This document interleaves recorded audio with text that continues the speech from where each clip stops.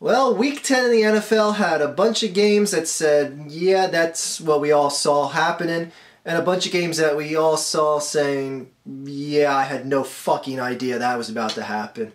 Anyway, let's get into our week 10 review and then our week 11 preview.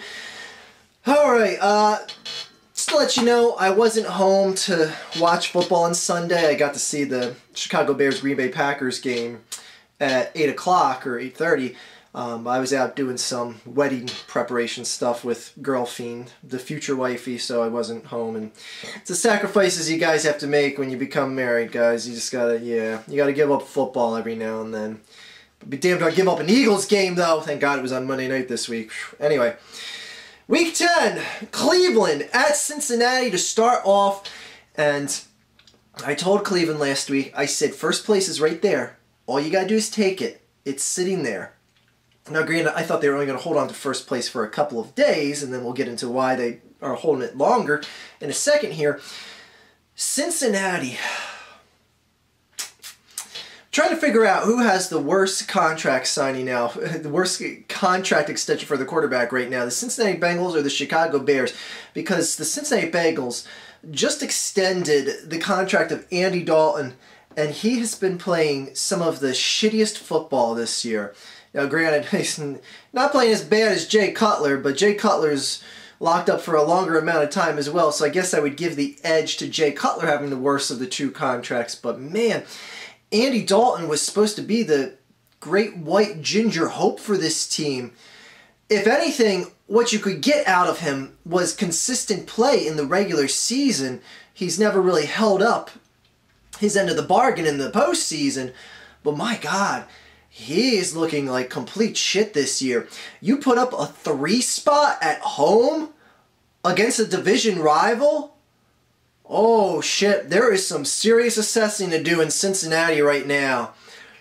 And the Bengals. The Browns.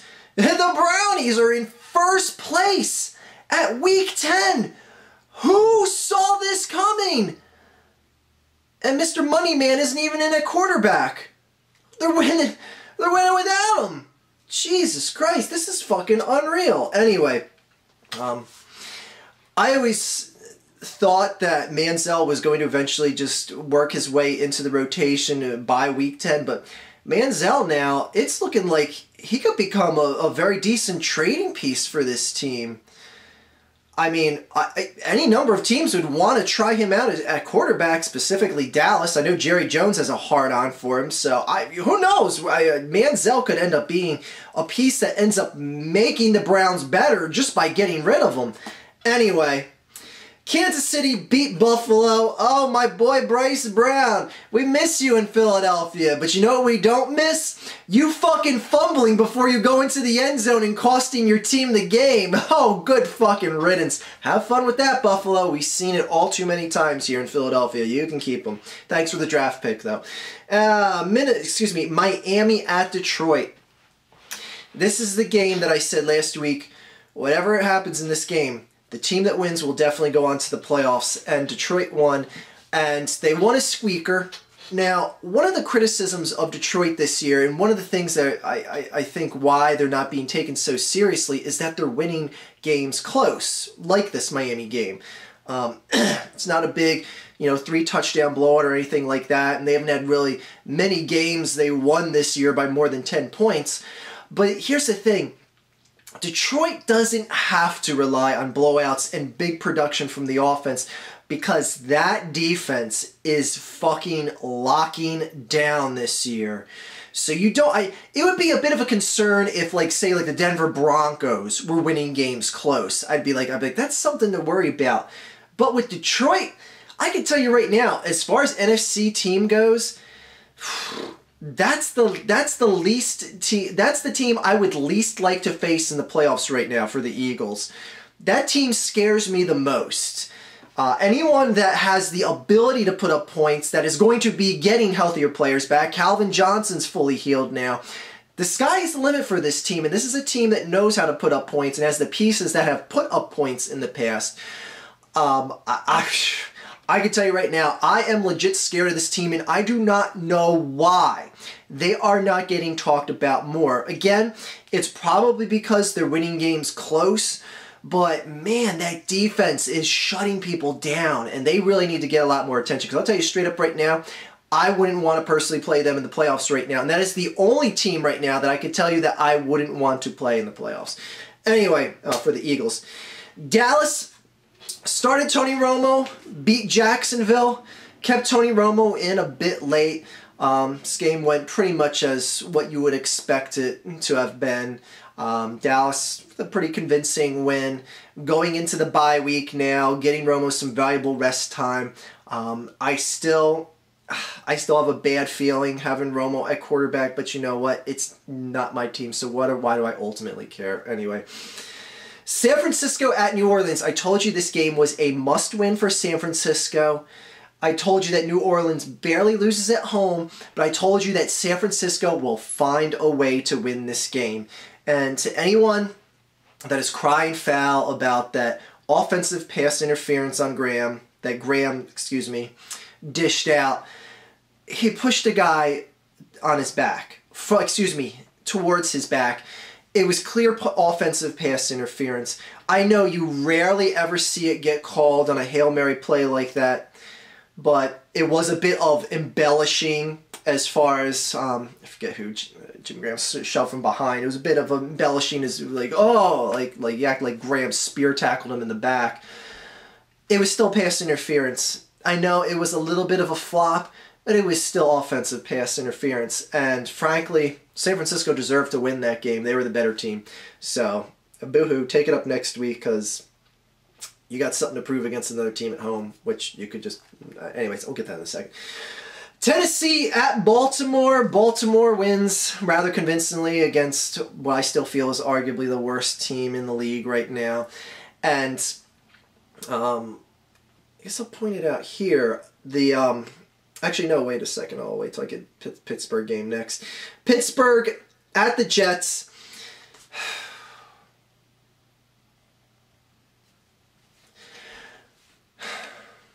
Pittsburgh, what the fuck is your problem? Pittsburgh, it looks like the biggest world beater, and then all of a sudden, 12 touchdowns the past 2 games, goes into New York, 12 touchdowns for Ben Roethlisberger the past 2 games, goes into New York and gets beat by the 1-win Jets with Michael Vick at quarterback. So let me get this straight. Pittsburgh has lost to Cleveland. They got destroyed by Cleveland, but Cleveland's playing pretty good ball this year. Still, you shouldn't get your doors blown off by a division opponent. Lost to Tampa. Let me see, how many teams has Tampa beat this year? 1. Just the Steelers. And then lost to the Jets, who haven't won a game since week number... What was it? When did the Jets win their first game? Oh, yeah, since week 1. So they've gone 10 weeks without winning a game, or 9 weeks technically, without winning a game. 10 weeks if you include the bye. No, 9, excuse me. I suck at math. How can anyone fear the fucking Steelers with play like this? Talk about your Jekyll and Hyde teams. This is the biggest example of a Jekyll and Hyde team. The only games they're losing are the games that they're supposed to win. Fuck. Anyway, the Jets win, and, well, we'll get to another thing in a second with the Jets when I talk about Monday Night Football. But going into the point I was going to make now, the AFC North is the first team, I think they said since like 1938, that every single team in the division is at least 2 games over 500. Like, that is, if you think about that, that is fucking remarkable. That every single team in the division has at least 2 wins over 500 right now. That's fucking incredible. Anyway, I just thought I'd throw that in as a little side note here. Because I doubt we're probably never going to see that again in our lifetimes. Week 10 or later, I should say. Oh, no, it's the first time ever. It doesn't matter what week it was, yeah. Atlanta beat Tampa Bay in the who gives a fuck a game of the week, so I will not give a fuck to even review it. Denver beat Oakland. Peyton Manning threw a lot of touchdowns.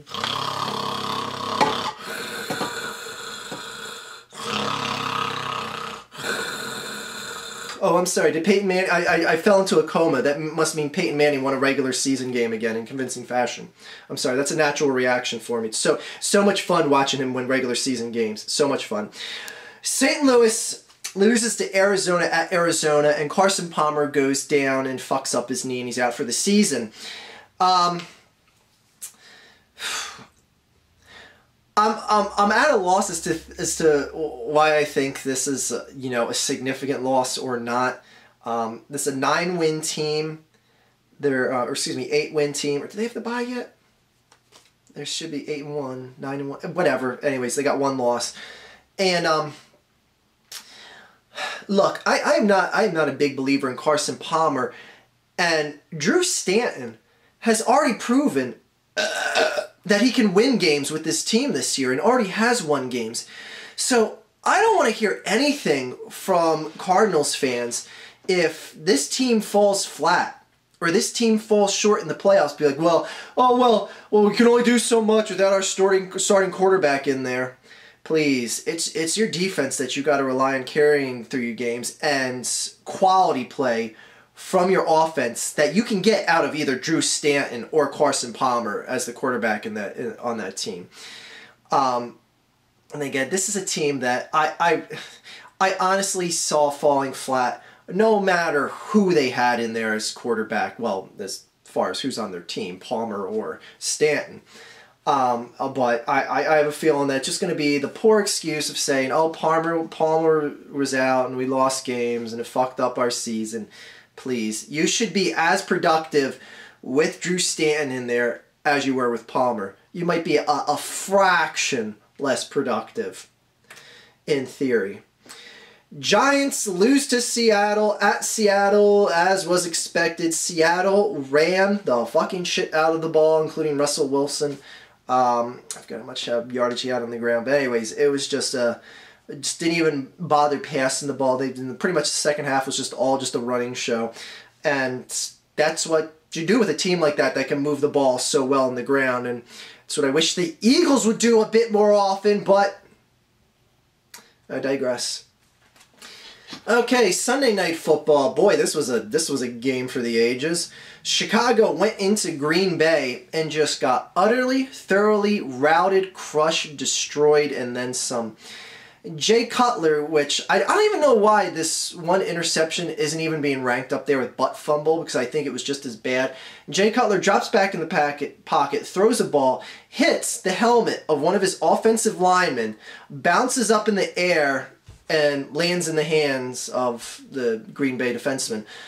Like, it's not even being mentioned up there, butt fumble. It was just such a perfect cap to that game, and what a disgrace it was. And just Chicago has so many weapons on offense and can't do a fucking thing. Like, they look that bad. This game, coming out of that Patriots game into this Green Bay game, where they gave up in the first half. They said on Sunday Night Football, there was like 84 points in the two first halves combined. That is fucking goddamn ridiculous. Like, that's even like astonishing if it's like if you're like a worse team in the league. But man, Chicago, what the fuck is your deal? You really should not be struggling to score points, and fuck, man. They can't just stop anything, and they have a defensive-minded coach, which is even worse. But anyway, poor on you, Chicago. By the way, you got Cutler signed for 6 more years on his current contract. Have fun with that. And Philadelphia doing what they should do in beating Carolina. I already gave my little review of this game. One other thing that I want to add is that... this harkens back to the Jets that I wanted to make another point. Mark Sanchez, for the first time in his career, threw over 300 yards with multiple touchdowns and didn't have a single turnover for the first time in his career. Now, I'm only pointing that out because Eagles offense sure as hell was coughing up the ball a lot this year. And I'm not just saying not from Nick Foles. I'm talking about receivers batting balls that weren't exactly thrown well to them. or just not. It's like, I don't know. I just want to say, like, the team looks different with Sanchez. The team looks different with a quarterback that has command in the pocket that actually steps up to throw the ball. Anyways, I'm not going to sit here and bother arguing whether, again, like I said before in my previous video on Sunday, or excuse me, Monday, I'm not even going to bother arguing that Nick Foles is better than Sanchez or Sanchez is better than Foles, because I'm going to let the results do the speaking for me, because I know on any given Sunday or Monday or Thursday or Saturday that Mark Sanchez can throw a game that looks just as bad as Nick Foles. But from a consistent basis on what I saw out of Nick Foles so far this season in 8 games, you can't tell me he looked like Sanchez did in the game against the Texans or that game on Monday night. Anyway, Sanchez is doing his thing, and that was the best-looking quarterback game of the season thus far. Period. Sulk on that, Foles lovers. Anyway, and again, Philadelphia did what they should do. People are like, oh, it's another soft team for the Eagles to beat. They play the soft team, and they kick them into the fucking dirt. That's what you do to soft teams. Now, if this was like a little squeaker win or a 10-point win, I'd be like, you know what? You got to do a better job than that. That's why I criticize them when they won so weakly against the Redskins. That's why I criticize the Eagles when they won so weakly against the Rams, because those aren't the types of wins that you should get out of significantly weaker teams. Anyway, Week 11. What are we starting off with? Buffalo at Miami. Look for Miami to rebound from that tough loss in Detroit. By the way, that sidearm touchdown to win the game that Stafford threw in that Detroit-Miami game, that was fucking beauty. Anyway, look for Miami to rebound, win on Thursday Night Football. Look for Bryce Brown to fumble 3 times in the game. And in the holy fucking shit, who gives a flying fuck game of the week, the Minnesota Vikings are going to Chicago. Who cares? Minnesota will win, right? Because Chicago sucks. Houston at Cleveland. Cleveland! You have a chance. There's that first place. It's hanging there. You can keep sole possession of it. All you have to do is win. Cleveland is at a spot where they control their own destiny in the division. They are sitting at the top right now, and they can sit there. All they got to do is keep winning. And this is another game where they're going to get it done. They're going to win against Houston. They're going to win at home. Give that home crowd something to cheer for at Week 11. When is the last time you were able to cheer for something in Week 11 in Cleveland from the Brownies? 2004. That's your answer. Anyway, I just pulled that number out of my ass. There was a year where they won 10 games. They didn't make the playoffs. I want to say it was 2003, 2005, whatever. Fuck it. Seattle at Kansas City. This is a tough matchup. I would give this game hands down to Seattle. That is who's playing. The fuck? I act like that was the wrong team. Seattle at home, but I'm going to give Kansas City the very slight home field advantage in this and say that the Chiefs are going to win at home. And that's another team that's not really getting much talked about them. It's like, you know, it's either the Broncos or the Patriots and every single other team in the AFC. No one else is getting really talked about. But Kansas City, keep an eye on them. Keep an eye on them. That's all I'm going to say. Atlanta at Carolina. Boy, this could help decide who's going to be in first place. Atlanta can literally be in first place if they win Sunday, and New Orleans loses. How fucking ridiculous is that? People were talking about all season, all the first half of the season, Coach Smith is going to get fired in Atlanta, he doesn't stand a chance, and now here we are, Week 11, he's playing for first place in the division. It's right, fuck. Speaking of that, Cincinnati going into New Orleans. Oh, man.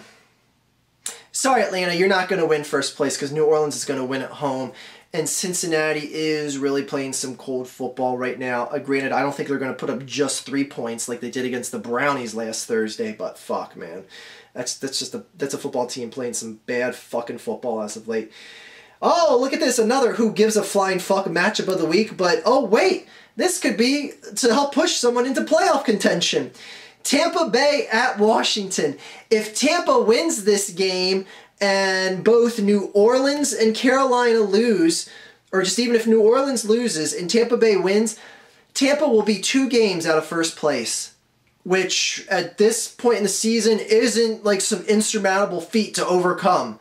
How ridiculous is that? A 1-win team can win in week 11, and if the top team in the division loses, they're 2 games out of first place.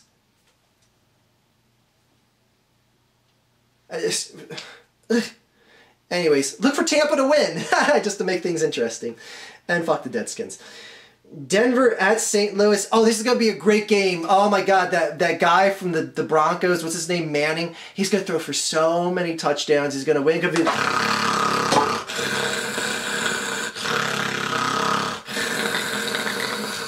Anyway, the Broncos are going to win because that one guy that's the quarterback of the Broncos, he is so fucking ace at winning regular season football games. It's so fucking entertaining watching him throw 5-6 touchdowns a game and then fucking dying in the playoffs. It's so fucking entertaining.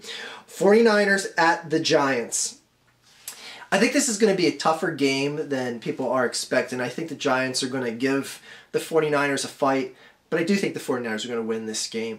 The 49ers are in absolute crunch time now because they smell blood in the water, especially with Arizona losing their starting quarterback. Again, I don't think that's going to hurt Arizona all that much, but I thought Arizona was just going to fall flat near the end of the season no matter what. So Seattle and San Francisco both are very still alive as far as taking the West title goes. The NFC West title goes. So look for the 49ers to win. Oakland at San Diego. I think Oakland's going to win their first game of the year. What do you think of that? Oh, and by the way, with the Jets winning last week, giving them a second win, that just decreases their chances of getting Marcus Mariota that much more. Ha ha! Anyways, look for Oakland to win because San Diego... as far as bad teams go, that was probably one of the worst losses that have been put up all season. That fucking stinker you gave up to the fucking Dolphins 2 weeks ago. Now, granted, they're coming off a bye week, and they had time to sit and let that resonate and go, are we really that fucking bad? But I just think Oakland is going to finally win a game. And I was just kind of joke picking when I picked them over Denver last week. That was kind of just a gag off the wall pick, but I thought they stood a slim chance of winning. So why not? Anyways, Philadelphia at Green Bay. I will go into that a little bit later this week. And the clash of the Titans that I think will finally give one team the respect that they have well overdue. Detroit at Arizona. Look, Detroit is going to win this game. And I think Detroit is going to win this game in a very convincing, offensive-oriented fashion. I also think they're going to shut down Arizona defensively. And I think it's going to be a game that would have spun out the same way whether or not Palmer was in the lineup there. I know that if Detroit wins convincingly, everyone's going to be like, oh, see, Arizona lost Carson Palmer and the team's falling apart. Detroit would have fucking destroyed this Arizona team. This is the type of team that is geared up to eat teams like Arizona for breakfast. They are going to get so many fucking interceptions, force so many punts, and they are going to put up more than enough points because, frankly, I don't think that defense is enough to stop anyone on that Detroit team right now. That team is clicking. They're getting people back on that line, and Detroit is going to just take over this game. Mark my words. Detroit's going to win by at least 17 points. How do you like them apples? Anyways, where was I? Detroit at Arizona. New England at Indianapolis. This is arguably the only tough game left for both of these teams. This is the one matchup left that, you know, you look at both teams' schedules saying like, oh, that's a tough game. Then you look at the rest of the schedules like, not really much left. That's tough.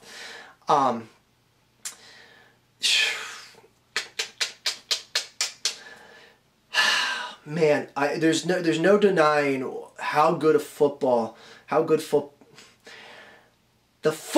that New England is playing right now and how good it is versus Indianapolis. That man, it's hard to just forget that stinker they laid up in Pittsburgh. But I don't see this as a team that's going to lay more than one stinker a year. I think this is a coin flip game, but New England fans will love this because everything I pick tends to go the opposite, but I got Indianapolis winning this game at home, so you're welcome, New England fans. Picking Indianapolis to win at home. Pittsburgh at Tennessee on Monday Night Football. Who knows what fucking Pittsburgh team is going to show up, and why the fuck is Tennessee getting a primetime game? I could give such a fuck less about this game, but Pittsburgh is going to win. So, anyways, that concludes our Week 10 review, our Week 11 preview. I'll be back later on this week with a breakdown of what I think is going to be the game of the week, and that is that Green Bay Packers-Philadelphia Eagles game. I'm honestly very uncertain of how I feel that game is going to go. I would feel a little bit more certain if I thought Chip Kelly was going to stick to one specific game plan that I want him to do, but we'll see how it unfolds, and I'll give you that video a little bit later on this weekend. So everyone, have a good day, a better tomorrow, and fuck the Dallas Cowboys. Even while they're on their bye week, they deserve to get fucked. Eagles, pull ahead. They're on the bye week. You're already ahead of them. Just pull ahead even more. Win! Anyway, have a good day, guys.